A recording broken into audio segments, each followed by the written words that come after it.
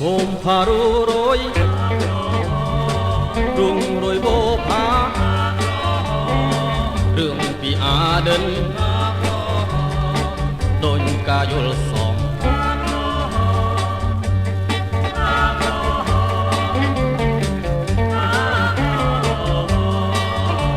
nhung rơ ban ca mùi cho a lai từ đôi phút na nhung rơ ban ca mùi to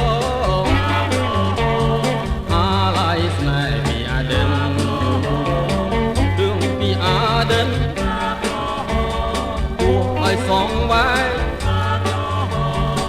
vua ơi song vai đường pi a đất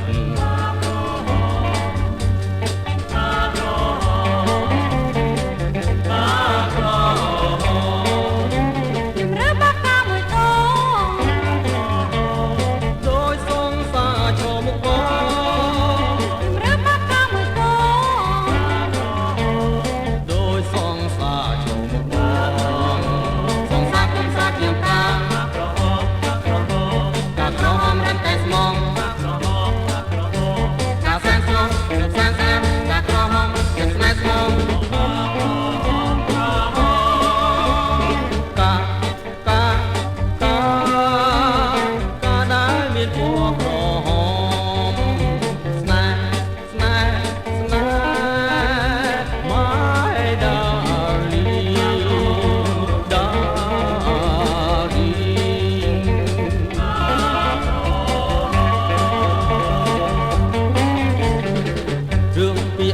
đến